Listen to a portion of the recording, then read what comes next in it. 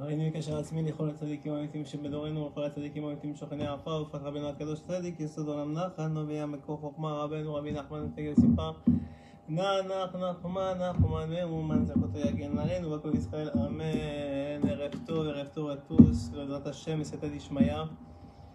Notre shiur du dimanche soir pour partager la Torah de Rabbi Nachman de Breslev et de son élève Rabbi Nathan, tout ce qu'ils nous ont transmis pour continuer à survivre dans ce monde de fous et continuer à profiter de la lumière d'Akadosh Baruch Hu qui est encore cachée et qui se dévoile petit à petit un peu plus chaque jour. Bezrat Hashem et Siyata Dishmaya, qu'on puisse être zoré de recevoir et de transmettre la lumière. On vient de finir la fête de Hanouka et donc normalement on a récupéré énormément de lumière de cette fête-là. On va essayer de comprendre de quelle lumière il s'agit et comment l'utiliser aux meilleures fins possibles pour pouvoir la prolonger pendant tout le reste de l'année. Et Bezrat Hashem, tenir bon dans cet exil si long, si difficile, qui ne fait que perdurer, et se rapprocher petit à petit de la Géoula pour toi, Israël. Rabbi Nathan, dans l'écouter à la Chod, nous explique la chose suivante, qu'une lumière peut être de deux effets. Le premier effet, c'est ce qu'on appelle Meoré Esh. Meoré Esh, c'est une lumière ou un feu ou une flamme qui brûle. La deuxième, c'est Meoré Or. Meoré Or, c'est une flamme ou un feu qui illumine, mais qui ne brûle pas. Quelle est la différence entre les deux? Alors il dit Meoré Or, Ze Bechinat Shem HaKadosh, Bechinat Kliat Gavin, Bechinat Shabbat, etc. Donc là, on parle ici, la lumière qui illumine, c'est une lumière qui est bénéfique, qui permet à l'homme de trouver son chemin dans l'obscurité de ce monde, qui permet à l'homme d'éclairer son chemin, qui permet à l'homme d'éclairer lui-même la vérité, ce qu'il recherche dans le monde. Donc c'est quelque chose d'extrêmement bénéfique. C'est du niveau des noms divins.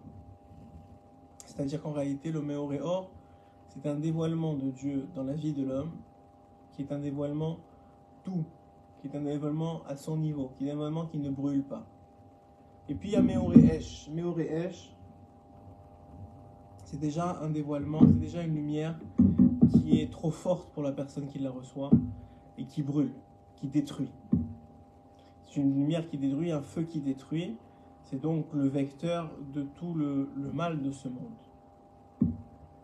Et évidemment, Rabbi Nathan va expliquer sous différentes formes comment, d'un côté, le juif mérite le Meoré Or à travers, alors que c'est pas tivei, c'est pas normal.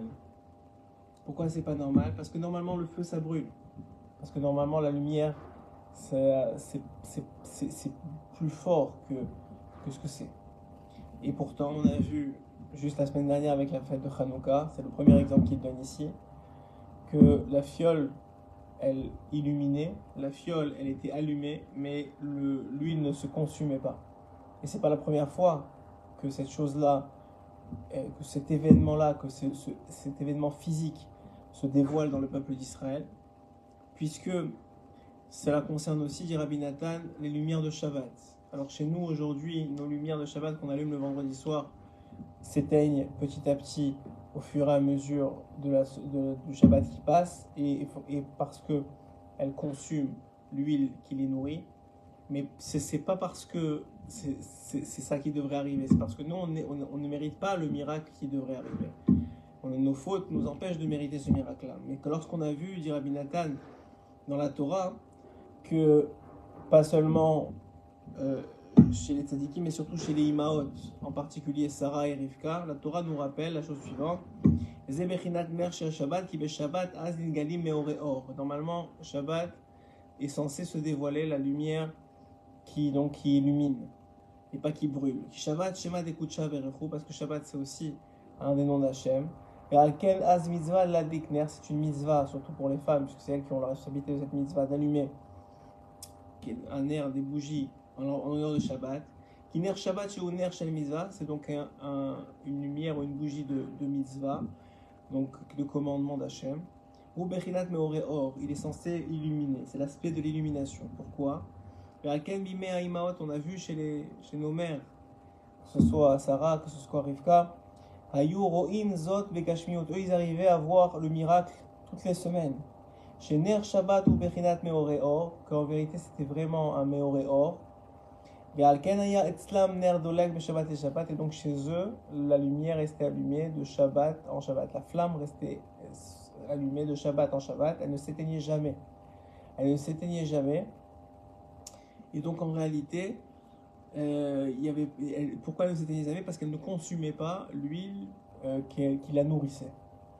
Et c'est un grand miracle qu'on a vu encore une fois à Hanouka et qu'on a vu déjà avant ça chez nos Imaot. Et on va expliquer pourquoi c'est tellement important de comprendre ce miracle qui s'est répété plusieurs fois, parce qu'il vient dévoiler un aspect du dévoilement d'Hachem face aux Juifs, qui est extraordinaire, qui est au-dessus de la nature et qui est particulier aux Juifs. Qui est Moshe Perej Rashi al Pasuk Vaivi'eha Yitzhak ha'Elohéa Haoela, parce que lorsque Yitzhak a choisi, on lui a amené comme femme Rivka, il a su que c'était elle, en partie parce que le miracle de cette fiole ou de cette flamme qui tenait de Shabbat en Shabbat est revenu. Donc de là on apprend que c'était Rivka, c'est donc bien sa femme, et donc effectivement elle avait perpétué le miracle qui s'était arrêté depuis la mort de Sarah. Et donc quoi? À la pasuk Vayivera Yitzhak Eloah Sheze Bechinat Achnarat Meore Esh Vitgabrut Meore. Qui est donc l'aspect de l'annulation, de l'affaiblissement de la lumière qui brûle pour permettre à la lumière d'illuminer sans avoir à se nourrir, à diminuer, à enlever de l'huile. Et même aujourd'hui, nous dit Rabbi Nathan, que nous on ne mérite pas de voir ça vraiment physiquement. Afalpichen behemet kol ner mitzvah kegon ner Shabbat, en vérité toute bougie allumée en l'honneur d'une mitzvah, comme c'est le cas pour Shabbat, ou ceux qui allument pour les Nishmat des tzadikim, en l'honneur des tzadikim, qui sont aussi des ner mitzvah. Alors à ce moment-là, ou dit Rabbi Nathan, le ner au Bet Amikdash, ce qu'on appelle le ner Amaravi, donc le ner est une des lumières du Bet Amikdash, une des bougies du Bet Amikdash, au ner Hanouka, ou bien ce qu'on vient de passer la semaine dernière, les bougies de Hanouka, Kula même Bechinat Meoreor, tous sont de le même aspect qui est le miracle de Meoreor, c'est-à-dire une lumière qui illumine mais ne brûle pas l'essence, on va dire, ou l'huile, ou ce qui lui permet d'être allumé. Et c'est ça qu'on rappelle dans le verset qui dit que la bougie ou la flamme, c'est une mitzvah, et la lumière qui est émise par la flamme, c'est la Torah. C'est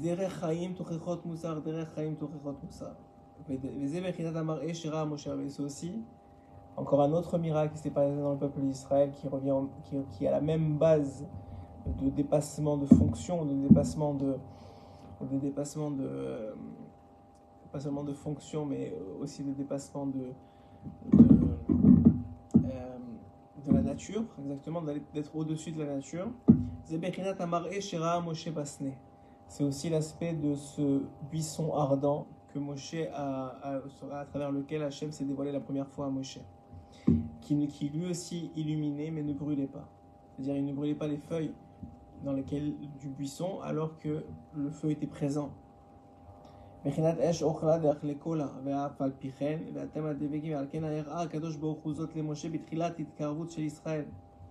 moment où Hachem voulait rapprocher le peuple d'Israël à travers son envoyé Moshe,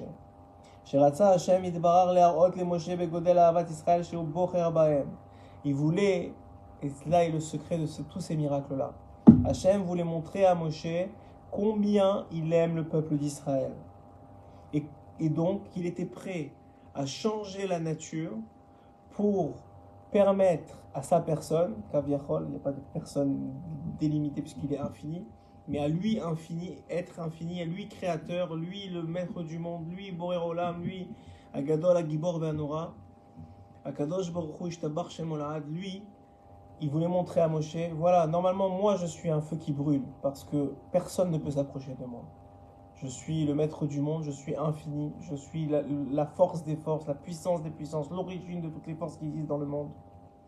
Tout celui qui devrait s'approcher de moi, même un tout petit peu, devrait brûler. Beaucoup plus fort que n'importe qui s'approcherait du soleil. Et pourtant, par amour pour le peuple d'Israël, je leur permets, je veux, non seulement, pas seulement je leur permets, mais je veux qu'ils se rapprochent de moi. Et pour ça, j'annule, je change la nature et je ne brûle plus, je ne fais qu'illuminer. C'est ça le secret. Que ce soit du buisson ardent qui a été dévoilé à Moshe, que ce soit des bougies de Hanouka, que ce soit des bougies de Shabbat ou de toute bougie de mitzvah, comme c'était le cas à l'époque des Imaot qui brûlaient d'une semaine à l'autre. C'est le cas du Ner Tamid, de cette bougie ou de cette flamme allumée au Beth Amikdash qui ne s'éteignait jamais. C'est tous le même principe. Hachem veut rappeler, ici à Moshe, mais aux Imaot à l'époque, et à tout le peuple d'Israël, à travers le fait qu'on fête Hanouka tous les ans, que, effectivement, normalement, la Shrina, la présence divine, devrait brûler tout ce qui l'entoure, parce qu'elle est beaucoup plus forte, beaucoup plus intense, beaucoup plus vraie, beaucoup plus que tout ce qui existe dans ce monde, toutes les créations qui existent. Et pourtant, Hachem dit à Moshe, à travers cet exemple-là, et à nous, à travers les autres exemples, qu'il est prêt à changer la nature et à faire en sorte qu'il ne brûle plus, que de se rapprocher de lui ne brûle plus, mais seulement illumine. Et c'est ce que dit la Torah, car seulement comme ça, les bénis Israël peuvent se rapprocher, se coller à Hachem, au maître du monde. Malgré que normalement c'est un feu qui dévore. Parce que sur les bénis Israël, il est écrit, et vous serez collés, vous serez en union avec Akadosh Baruch Hu, avec Hachem Yitbarach. C'est aussi le même miracle qui est arrivé aux prophètes Michaël, Hanania et Azaria, les trois prophètes chez Masrou Atzma Magilush Hashem, qui se sont sacrifiés pour l'élévation du nom divin, pour la sanctification du nom divin, à qui on a demandé de se prosterner devant une idole et qui ont refusé et ont accepté d'être jetés au feu pour ne pas avoir à se prosterner devant l'idole, et à qui Hachem a fait le miracle que le feu ne brûle pas mais seulement illumine. Qu'on a jeté donc au feu, mais et qui n'ont pas été brûlés. Parce que eux, ils sont tellement de tzadikim qui s'appellent des Baalei Shem Tov, des propriétaires du bon nom. Et on a vu dans toutes les générations des tzadikim qui sont des Baalei Shem Tov, qui ne portent pas en eux la faute, qui ne fautent pas, qui n'ont jamais fauté. Ou s'ils l'ont fauté, ils ont fait tchouva tout de suite. Qui sont rentrés dans l'endroit de la mort, ils sont sortis vivants.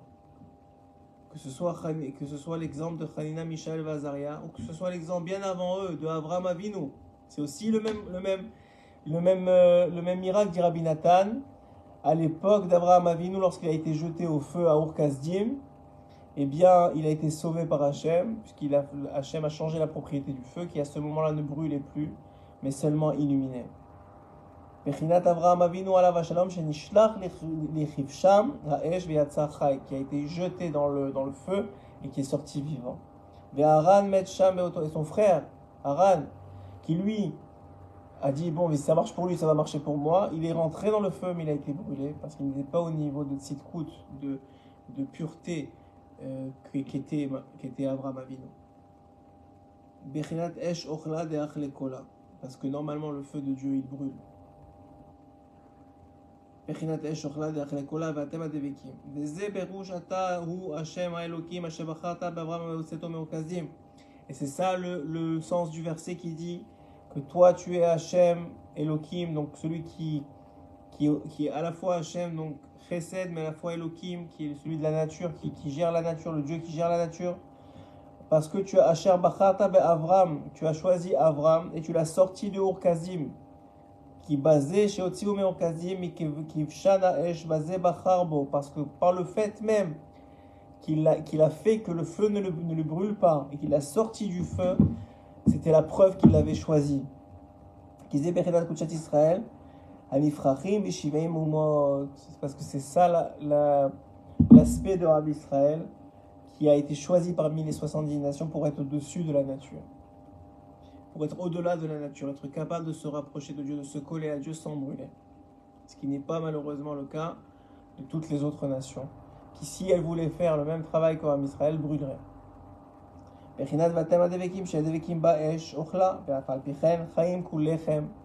נמצא שעל ידי זה הנס שהצילו מכבשם האש שלא שלט בו, האש שזה בחינת ואתם הדבקים בזה הראה השם יתברך שבחר בו מכל האומות.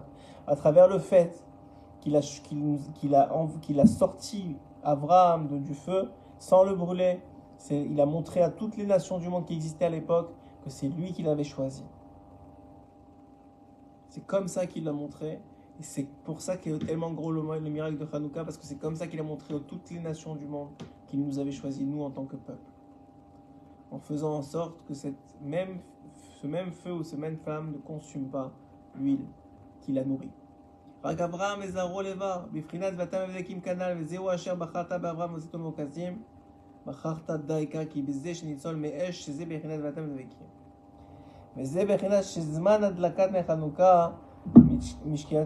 C'est aussi la raison pour laquelle on allume les bougies de Hanouka à partir du coucher du soleil.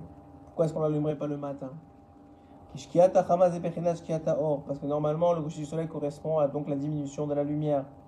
Quand il y a une diminution de la lumière, il y a beaucoup plus d'obscurité. L'obscurité, c'est le feu. L'obscurité dans la Torah, c'est ce qui brûle. C'est ce qui empêche l'homme de voir clairement la volonté d'Hachem, de voir ce qu'il veut de lui, de voir sa présence. Donc ça devient un feu. C'est pour ça justement que la semaine dernière on a allumé les bougies de Hanouka à ce moment-là.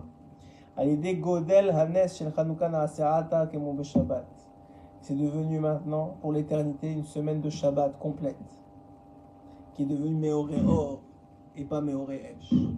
Voilà quelques exemples de la Torah que Rabbi Nathan rapporte pour expliquer comment Hachem a prouvé de génération en génération qu'il avait choisi un peuple pour se rapprocher de lui, dont les âmes font partie du Kisei HaKavod, comme on l'a expliqué la semaine dernière, qui est le plus grand cadeau qu'aucun être vivant ne peut recevoir, ou qu'un être vivant peut recevoir dans ce monde, c'est d'être né juif, ou de devenir juif, c'est-à-dire de recevoir une âme juive. Il n'y a pas un plus grand cadeau dans ce monde, car c'est la garantie qu'il est capable maintenant de se rapprocher de Dieu sans être brûlé, mais seulement en étant illuminé, et que pas seulement il est capable, mais que c'est la volonté de Dieu de le rapprocher de lui.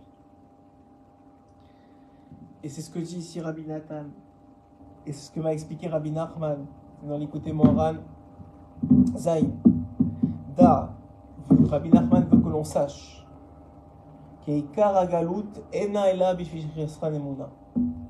que l'essentiel du fait qu'on soit en exil depuis tant d'années, et qu'on soit en exil non seulement dans le temps, mais aussi dans l'espace, puisqu'on n'est pas encore cholette sur la terre d'Israël, encore une fois, agressé de toutes parts. La terre d'Israël n'est pas encore sous notre responsabilité complète, en tout cas. Et on dépend des nations du monde, on dépend de leur regard, de leur jugement. Et pas seulement au niveau de l'espace, ni au niveau du temps, comme on l'a dit depuis des années, mais aussi parce qu'au niveau personnel, quelqu'un qui est en exil, il n'est pas à sa place. Il n'est pas à sa place. Et le fait qu'on voit chez chacun, que chacun voit chez lui tellement de chisaron, tellement de manque, tellement de difficultés dans la vie, tellement il sent qu'il n'est pas à sa place, qu'il n'est pas shalem, qu'il n'est pas entier. Quelqu'un, il lui manque ce qu'il aurait dû avoir, ce qu'il devrait avoir, ce que son âme sait qu'il devrait avoir.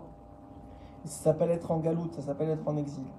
Tout ça, dit Rabbi Nachman, tous ces types d'exil, que ce soit le temporel, que ce soit du makom, de l'endroit, que ce soit personnel, tous ces types d'exil ne sont en réalité le résultat que d'un seul problème, que d'un seul manque, le manque de foi, le manque de émouna.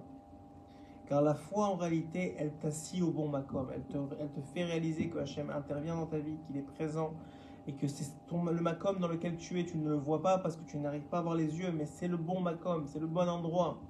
Le makom où tu es, c'est là où tu dois être à cet instant, et c'est là où tu dois C'est là le miracle de récupérer à cet instant les tzotzot, c'est les étincelles que tu dois récupérer. Et Hachem est avec toi dans cet endroit-là. Pas seulement, mais même dans le temps.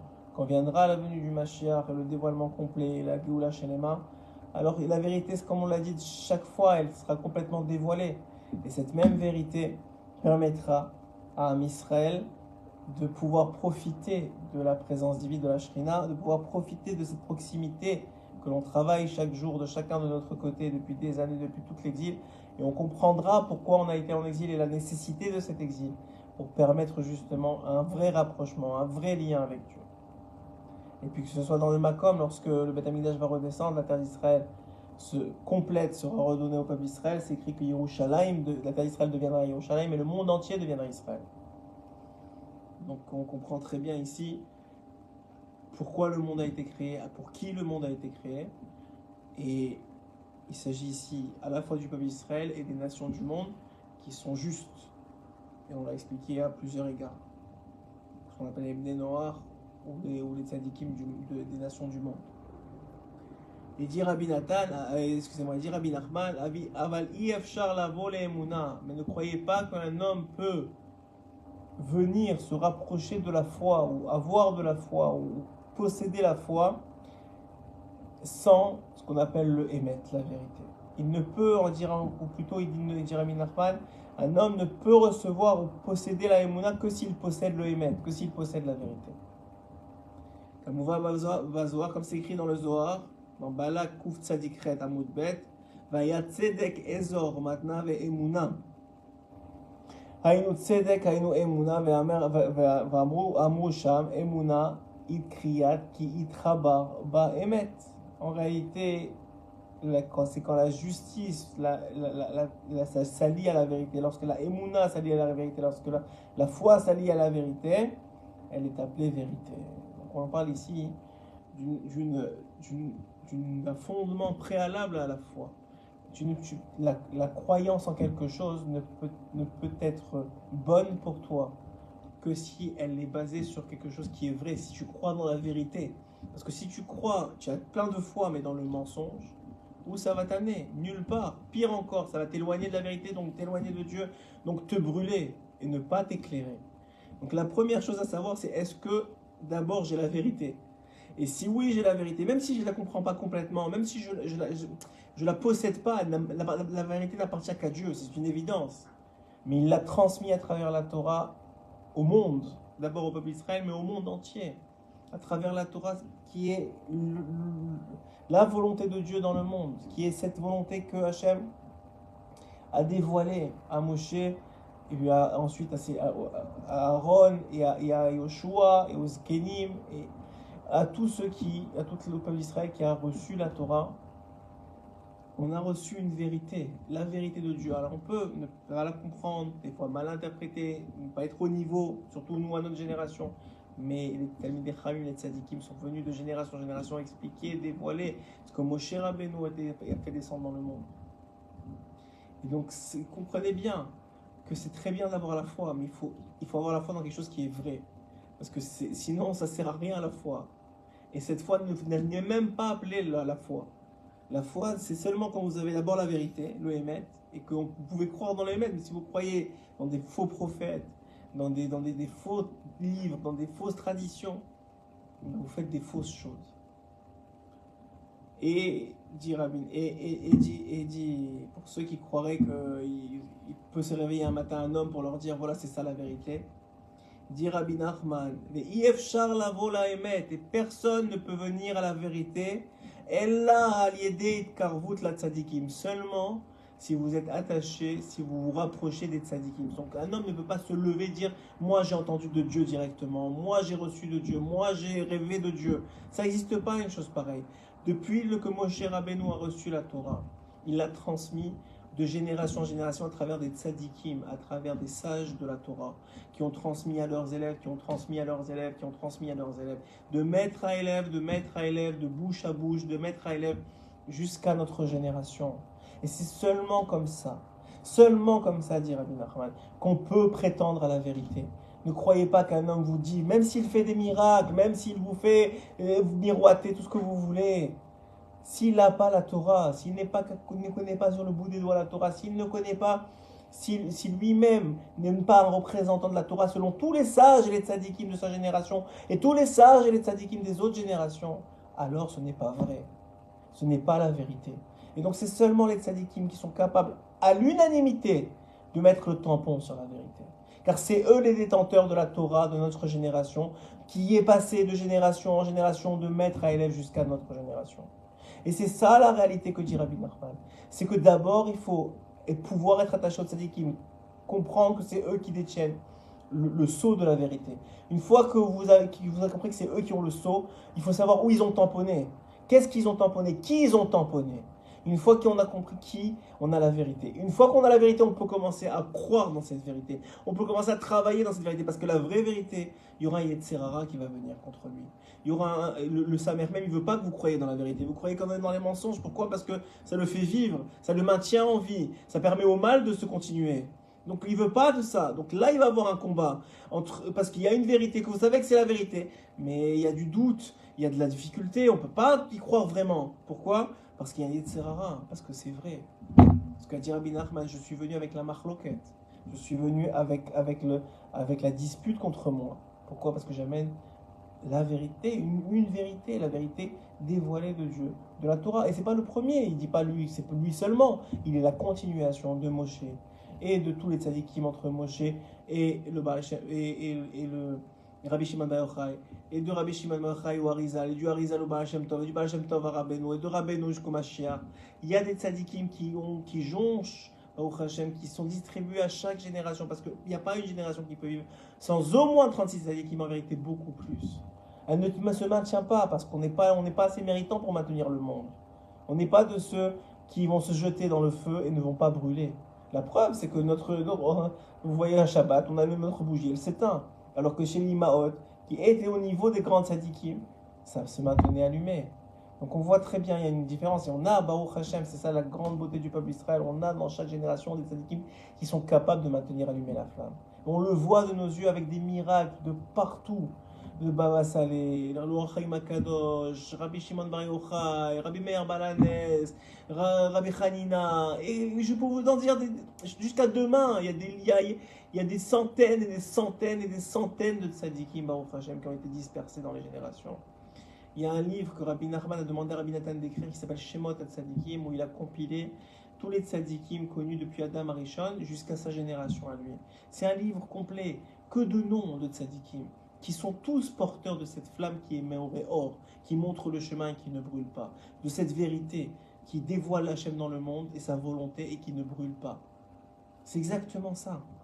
Et c'est ce qu'il dit Rabbi Nachman, ne vous trompez pas, parce que viendra le jour où la vérité sera dévoilée, où vous n'aurez plus la possibilité de vous tromper et vous vous mordrez les doigts de cette tromperie. Ne vous trompez pas, vous pouvez être très loin, mais savoir que c'est ça la vérité. C'est ça la vérité. Tout mon travail maintenant, à partir du moment où j'ai compris que c'est les tzadikim qu'il faut suivre, que je me bats pour connaître ces tzadikim, pour les suivre, pour savoir qui ils tamponnent, comment ils tamponnent, qu'est-ce qu'ils tamponnent, quelle Torah, quel type de Torah, quel tzadikim, quels autres tzadikim, quel est le plus grand tzadik de la génération. Tamponner ça. À partir du moment où on sait de rave en rave, on comprend que c'est ça la vérité.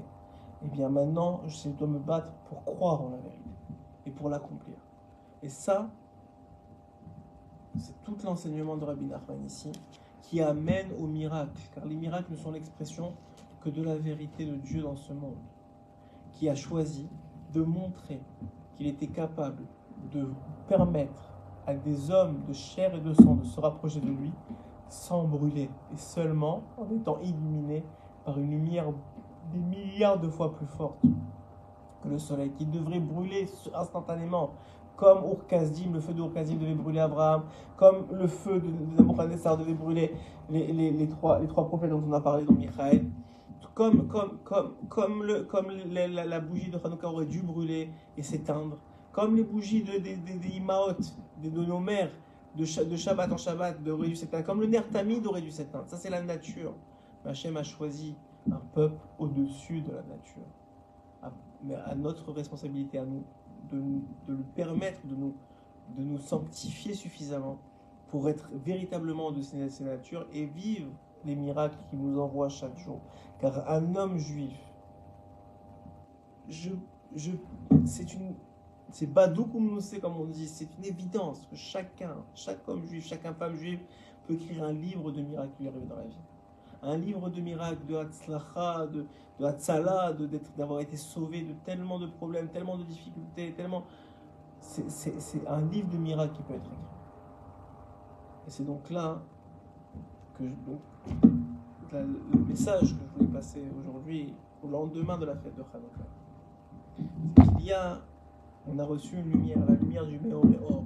Cette lumière qui est censée, normalement, finalement, brûler, et qui, par le chesed d'Hachem, par la bonté d'Akadosh Baruch Hu, ne fait qu'illuminer le chemin du juif vers son Créateur, le retour du juif vers son Créateur.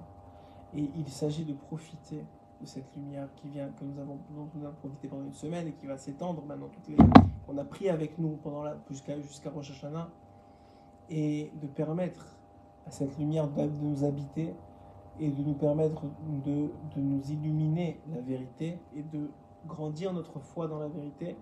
Et cette même foi dans la vérité nous amènera à faire plus dans les mitzvot, dans les hidour de la mitzvah, c'est-à-dire dans l'embellissement de la mitzvah, de faire une meilleure mitzvah, une plus belle mitzvah, une mitzvah plus propre, se rapprocher plus sincèrement de Dieu, vouloir le servir plus sincèrement, et le servir véritablement plus sincèrement, et plus de façon qui lui amène plus de nachat, plus de joie, et ainsi accomplir ce pourquoi nous sommes venus dans ce monde, et atteindre le vrai bonheur, qui est celui de voir Akadosh Baruch Hu bénir l'œuvre de nos mains, bénir les mots de notre bouche, bénir nos enfants, notre famille, les gens autour de nous, bénir notre vie, parce que on veut que ce soit une vie de Torah, une vie de vérité, une vie de foi dans cette vérité, et ainsi dévoiler le nom de Dieu dans le monde, dévoiler la grandeur de Dieu dans le monde, et accepter et demander que Akadosh Baruch Hu enfin dévoile son kavod complet, son honneur complet, dévoile sa malchoute, sa royauté dans le monde. C'est ça qu'on doit chercher. C'est ça que le juif a été, c'est pour ça que le juif a été créé, pour pouvoir profiter de la malchoute d'Hachem dans le monde et de son kavod. Amen, Kenny Ratson. Très bonne soirée à tous.